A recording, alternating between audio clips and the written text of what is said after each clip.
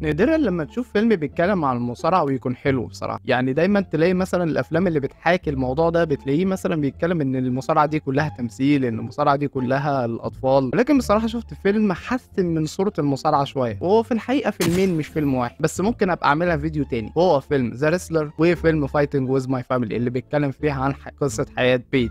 ممكن نتكلم على فيلم ذا ريسلر ده بعدين، بس هنبتدي نتكلم عن فيلم بيج. ويلا بينا نبدأ الفيديو عشان بصراحة متحمس ان انا احكي لكم قصة الفيلم ده عامل ازاي. القصه بتبدا بطفل صغير بيتفرج على العصر الاتيتيود ايرا اللي هي مليانه حاجات جامده كده وبتاع، ومبسوط جدا وماسك حزام ورق كده ولا حاجه، وبص اللي هو ايه عايش بقى الايه الاحلام اللي هي قصه بتاعته. واخته اللي هي بيتشي كانت عاوز تتفرج على ديزني، مش عاوز تتفرج على المصارعه والقرف ده، فهم الاثنين بيتخانقوا مع بعض. وابوه بدل ما يحجل عليهم، بدل ما يحجز بس ياض انت وهو يلا ياض يا بنت انت وهو، لا ده بيجي بيقول لها لا بص امسك كده كويس، امسك رقبه اختك كويس، بص خفف والعب صح. فالمفروض البنت الصغيره بتقول ان المصارعه دي اصلا حاجه مقرفه، وان انا اصلا ما بحبش حاجه اسمها المصارعه. فاخوه عشان بيحب المصارعه فبيقول لها بصي انا ممكن العب معاكي ماتش همرنك يعني. فهو كان لابس لبس باور وينجر غريب كده، واخته كانت لسه يعني مش فاهمه الدنيا عامل ازاي وبتاع، فمسك فيها وبدا الماتش وبيقول لها اهدي ده مجرد رقصه، خليكي كده معايا وبتاع بس ركزي في حركاتي كويس. بعد كده في وسطهم هم بيلعبوا مع بعض فهتعمل حركه فالناس كلها هتبتدي تنبسط ويسقفوا لها، ومن هنا بدات حبها للمصارعه. لغايه لما البت كبرت وخلاص بدات تحب هي المصارعه، وبدات تشتغل فعلا مع عيلتها اللي عاملين اتحاد صغير كده بيلموا فيها الناس ويعملوا عروض مصارعه. واخوها المتالق جدا في العرض، والمفروض ان ده ابوها وده امها عشان بس تبقى فاهم يعني، وان هما الاثنين تاك تيم مع بعض وبقى بيلعبوا وبتاع وكده، وواحد واثنين وثلاثه وخلاص وكسبوا الماتش والناس كلها انبسطت والكلام ده كله. هم المفروض ان من بعد العرض ده كان بيتكلم مع واحده يعني من الدبليو دبليو اي، وان هم المفروض بعتوا زي شريط فيديو بيوريهم فيه مهاراته ومش عارف ايه والكلام ده كله، ولكن هي لسه بتقول ان مفيش حاجه يعني مفيش رد واضح او الكلام ده كله. فالمهم ان جه في الصباح الباكر كانوا المفروض بيوزعوا الدعاوي يعني الحلبه والمصارعه والكلام ده كله، اللي بيتريق واللي بيقول ان المصارعه تمثيل، وفي شله بنات برضو تانية بيقولوا انت شايفين ان انا بريل عشان اتفرج على المصارعه، انت شايفين ان انا غريبه الاطوار ومش عارف ايه والكلام ده كله. ولكن بيج ردت عليهم رد يعني مش حلو خالص عشان بس الترجمه والتي، فالمفروض ان هم يعني اتكسفوا ومشيوا. المفروض في واحد صاحبهم بيتاجر في الممنوعات يعني، واد اخوها بيجري وراه وبيمسكه بيقول له يا ابني انت عاوز المصارعه ولا عاوز تمشي في السكه الغلط دي؟ قال له لا انا عاوز المصارعه. قال له طب خلاص بقى يا ابني ركز في المصارعه واشتغل وبتاع وده مستقبلك والكلام ده كله. ففي وسط ما هم بيتمرنوا بقى وجمعوا العيال، فابوها وامها كانوا بيشوفوا عروض حلوه مثلا ممكن العيال دي تروح، وبيدور على عروض هنا وبيدور على عروض هنا. وخد ان ابوها ما كانش عاجبه الوضع وقال ان انا شكلي هرجع للسرقه تاني، وان انا كده المصارعه مش جايبه همها خالص. بس يعني قالت لا السكه دي غلط وبتاع، خلينا احنا في المصارعه، وعيال حتى عيالنا يعني بيحبوا المصارعه وكده يعني. والمفروض ان اخوها قال لابوه وامه ان يعني جاي لها حد يعني وكده، والمفروض يعني ان هم مخطوبين وكده، فيعني هيجوا البيت فاتصرفوا تصرف حلو يعني، ما تبينوش ان انتوا ناس عشوائيين وشعبيين والكلام ده كله. بس هم بوظوا الدنيا في المقابله. فالمفروض ان الراجل يعني اللي بيكلمهم وكده يعني عرفونا عليكم اكتر وكده يعني كعيله وكعيله وكده يعني. امه كانت بتقول ده احنا اتعرفنا على بعض عن طريق المصارعه ومش عارف ايه، وانا كنت متشرده في الشارع. تحس ان هم بيتكلموا كانهم وكلاء وزاره مثلا، اللي هو ولا مكسوفين من اي حاجه ولا اي حاجه يعني، ولا كانه قال لهم امبارح ان يا جدعان مش عاوزين نسوق سمعتنا ولا عاوزين نبوظ شكلنا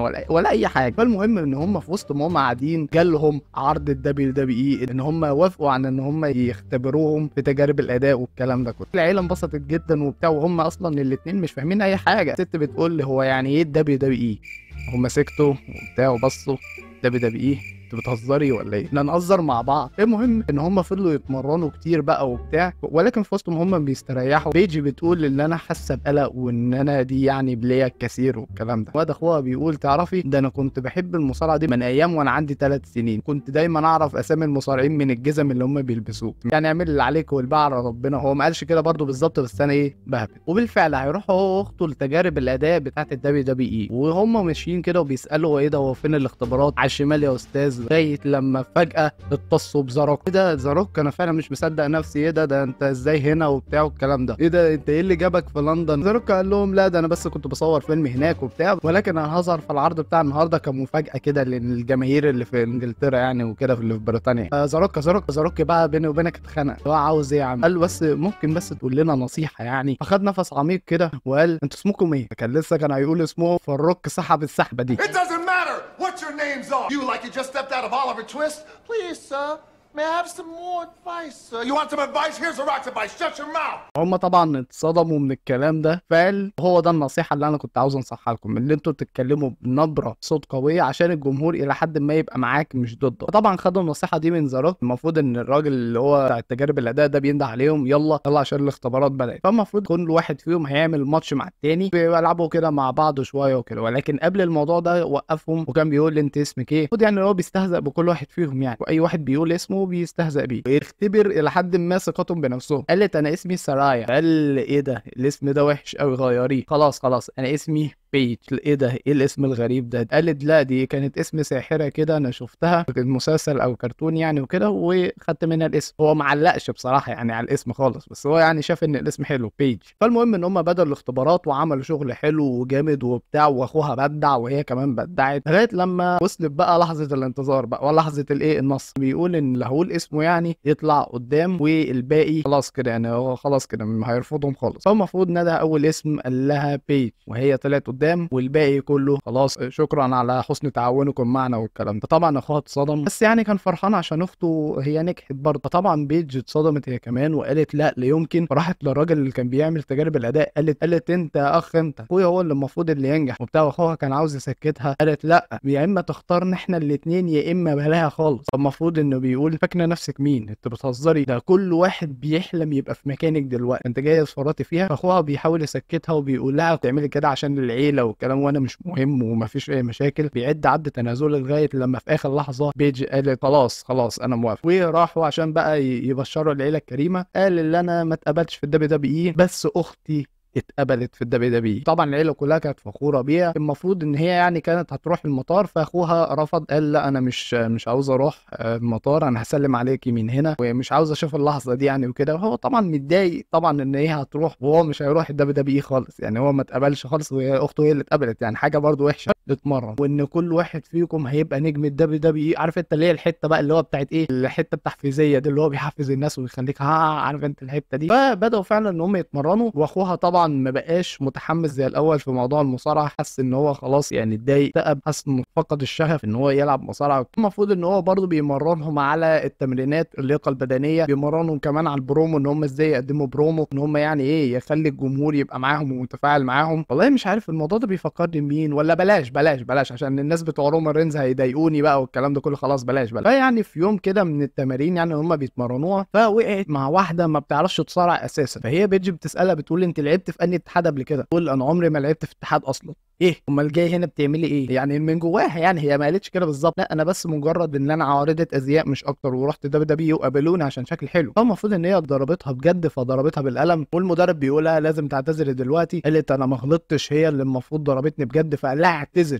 اعتذرت. طبعا بعد اليوم الشاق ده كلمت ابوها وامها ان ابوها وامها عاملين عرض مخصوص يعني لحد ما بيسوقوا العرض ده لان في واحده من نجمه الدبليو دبليو اي هتحضر اللي هي بنتهم وان هم باعوا تذاكر كتيره جدا في العرض ده. وطبعا اخوها مش عاوز يكلمها خالص. فطبعا هي بتقول البنات عندي ما بيعرفوش يلعبوا مصارعه ومش عارفه ايه. هم بتقول يا ستي هي الدبليو دبليو اي كده هي الدبليو دبليو اي بتحب دايما ان هي تجيب البنات اللي هم اللي اجسامهم حلوه يعني مش عاوزين نفسر. فالمفروض ان من بعدها المدرب قال لهم انتوا هتعملوا اول عرض انكس تي بالنجوم الجديد بتوعكم. كل واحده كانت بتطلع الناس بتهتف لها واوه ده انت شكلك حلو ومش عارفه ايه لغايه لما بيتش لما طلعت ناس كلها استغربت وان هي يعني مش جذابه خالص لان هي بريطانيه بارده كده. فيعني الناس اتريقوا عليها وايه اللي انت عاملاه ده انت الساحره الشريره ولا ايه. وطبعا زميلتها كانت بتعمل برومو وكانت بتستهزأ فيها بيج يعني. فبيج كانت مش عارفه ترد خالص لان هي عمرها ما اتحطت في الموقف ده عمرها ما اتحطت في ان الجمهور كله يبقى ضدها. ففعلا اتضايقت جدا وبتاع وما عرفتش ترد خالص. فالمدرب يعني كان حاسس ان هي ممكن يطلع منها حاجه يعني هو المدرب كان حاسس ان هي موهوبه ونجمه وبتاع بس هي ايه. فالمهم ان من بعد الموقف ده غيرت شعرها بقت اصفر وبدا يبقى بشرتها بني كده في نفسها. ويعني بيج القديمه خلاص انتهت وان هي غيرت الستايل بقى بتاعتها والكلام ده لغايه لما المدرب ودالهم على طول لحته صحراويه كده يتمرنوا فيها. وكان التمرين شاقه جدا وهي كانت اقل واحده بتتمرن. هي ما كانتش عارفه تتمرن خالص ولا اي حاجه كانت تبطل بطه بلدي زي ما بيقول. من بعديها حست ان هي فعلا نفسيتها تعبانه قوي، فهم مستنيين يعني في الاستراحه. فالمدرب دخل عليها وقعد معاها، قال لها تعرف انا رفضت ليه اخوكي؟ قالت اكيد طبعا عشان هو مش مؤهل وعشان هو مش عارف ايه والكلام ده كله. ما انا عارفه الكلام اللي انت هتقوله. بس هو الراجل قال لها لا على فكره اخوكي كان مؤهل جدا ان هو يبقى نجم وسوبر ستار والكلام ده كله، بس تعرف انا كنت متضايق عليه من ايه؟ ان هو يفضل طول عمره بيجري ورا الشهره ورا النجم. انت عاوزاني اعمل ايه؟ عاوزاني اقبله؟ عاوزاني اقبله عشان يجري ورا حلمه والدبليو دبليو اي ما تدلوش اي دفعه؟ عاوزاني يلعب مثلا في الماتش ويكون في القفص ولا حاجه وزميله ويوقعه، كتفه تخرج من جسمه ويتصاب والدكتور يقول له ان انت مش هتنفع تاني، انت خلاص مش هتلعب مصارعه؟ انت عاوزاني اقبله عشان يتغرب عن اهله وما يشوفش مراته ولا ابنه ولا بنته بقاله سنين عشان المصارعه؟ انت عارفه الشغل الدبليو دبليو اي دي عامله ازاي؟ قالت انت مين قال لك ان انا اصلا ممكن اخويا يعمل كل اللي انت بتقوله ده؟ فهو الراجل قال لها انا اللي حصل لي كل ده، فانا مش عاوز اخوكي يعدي على الحاجه اللي انا عديت عليها، مش عاوزه يعاني زي ما انا عانيت. المدرب قال لها تعرفي ايه اللي ممكن يناسبك انت واخوكي؟ اللي انتوا كعيله مصارعين تروحوا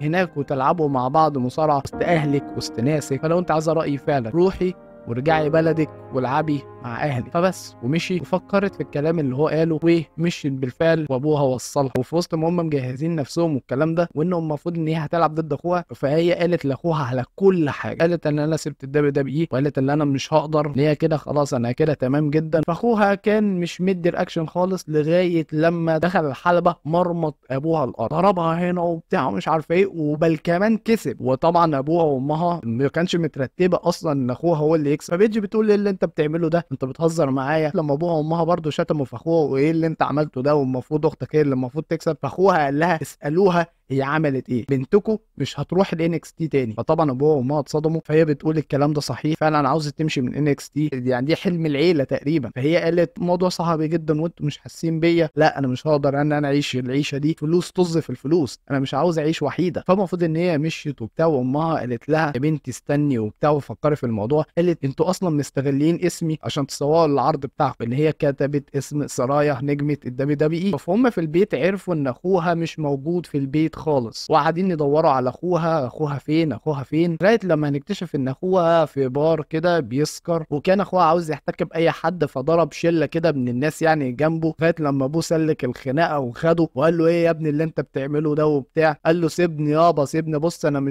دماغي مش فايقه دلوقتي وبتاع. فطبعا اخوها مشي، وبيج راحت لاخوها قالت يا ابني انت ليه بتعمل كده؟ انت ليه ما بتتكلمش معايا؟ فزاك بيقول انت عاوزاني اكلمك اقول لك ايه؟ عاوزاني اكلمك واقول لك ان انت خارجه دلوقتي من الدبليو دبليو اي اللي هو يعتبر حلمنا من ايام ما احنا كنا صغيرين؟ انت عاوزه ترمي الحلم اللي انا عشته من ايام ما كان عندي 3 سنين وعاوزه ترميه بطول دراعك، ومش مقدره اللي انا اصلا كنت عاشق للمصارعه واللي انا كنت بلعب مصارعه عشان اليوم ده. قالت ان انا مش عاوزه ابقى وحيده، وان طلع الموضوع اصعب من كده بكتير، وان اصعب مما نتخيل وبتاع. قال ولو انا اصلا كنت بحلم بالموضوع ده وان انا عاوزه ابقى في الدبليو دبليو اي، بس انت مستهتره، انت بتفكريش غير في نفسك، انت اصلا مش مدركه ان كل ده بتعمليه عشان العيله بتاعتي. يا ابني ما هو ده حلم انا كمان، انا حلمي برضو اللي انا اروح الدبليو دبليو اي والان اكس تي والكلام ده. تعرف هم ما اختاروكش ليه؟ فقال لي ايه اللي عندي مش عندك؟ قالت زوجه جميله، طفل اجمل، انت هتعيش حياتك يا ابني، انت حياتك احسن بكتير، ما تبصش الموضوع بشكل سطحي، بص يا ابني على نص الكوبايه المليانه، عايش مع عيلتك عادي وبتاع وبسلام ومن غير ما حد ناقص، انا اللي عايشه هناك وحيده. وخلص الكلام على كده ومشي. فطبعا ابوها دخل عليها بعد الحوار ده الاوضه وقال لها بصي اللي انت عاوزه تعمليه اعمليه، انا مش هجبرك على اي حاجه. لما ابوها مشي وبصت على الحزام اللي كان معمول من الكرتون ده على لقب الديفاز اللي هي رسمه عليها يعني رسمه الديفاز كده، وفعلا مسكت الحزام وبصت على المرايه وشافت فعلا حلمها قدام عينيها، لغايه لما قررت ان هي ترجع الان اكس تي تاني. والمدرب كان مندهش، ايه ده انت رجعت تاني؟ فاللي هي قالت وجاهزه كمان للتدريبات. وبالفعل اتمرنت واتصاحبت كمان على البنات اللي هي كان المفروض بيضايقوها والكلام ده كله، وفعلا بقوا اصحاب وفعلا بقوا بيعملوا ماتشات حلوه جدا، لغايه لما كانت من ضمن الناس المختارين اللي هيلعبوا ضد بطله الديفاز بعد راسل مانيا. فمن بعدها يعني راحوا كواليس الراسل مانيا اللي هي راسل 130، راحوا كواليس. المفروض ان كان في ضيف شرف اللي هو شيمس وبيك شو كانوا ظاهرين في الفيلم. المدرب بيقول تعالي ورايا، فهي افتكرت ان في مشكله في مصيبه بقى هي عملتها، دخلها اوضه، والاوضه دي طلعت زاروك. ايه ده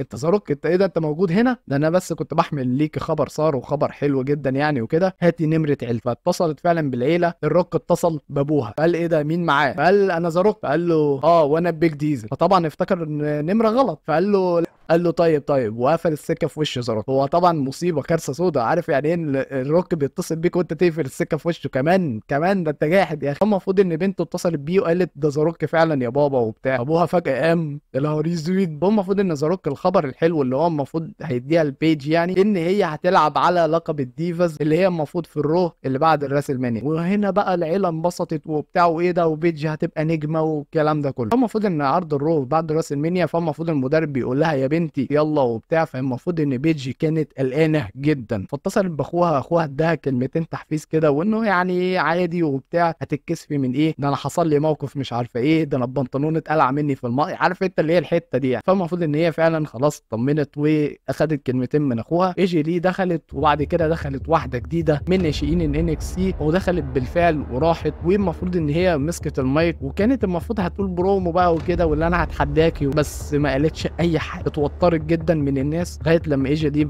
فضلت تتمسخر فيها والكلام ده، والجمهور بدا يبقى ضدها كمان زي اللي حصل في الان اكس تي لو تفتكروا، كده من شعرها وقعدت تضرب فيها والكلام ده كله، لغايه لما بيج عملت حركه رجعت فيها الماتش تاني، عملت حركاتها مشهوره وبتاع وخلاص، وكسبت 1 2 3 وكسبت باللقب الديفاز. وخلاص العيله كلها ما كانوش مصدقين نفسهم، ويعني كان حاجه ايه، كان حاجه اخر جمدان يعني. حققت حلم حيلتها ان حد فيهم يبقى نجم يعني في الدبليو دبليو اي والكلام ده كله، وان ده حلم اي مصارع، وان اخوها بدل ما كان حقد عليها بالعكس كان فخور بيها جدا. وبكده يا جماعه يكون خلصنا الفيلم بصراحه كوميدي وكان حلو جدا، وفعلا تحس ان هم كان اشكالهم اللي في الفيلم هي اشكالهم اللي في الحقيقه. وبس لو عجبتك الفيديو اعمل لايك، ولو انت لسه مش مشترك معانا في القناه اشترك معانا في القناه. شكرا جدا جدا، واشوفكم في الفيديو الجاي. سلام عليكم.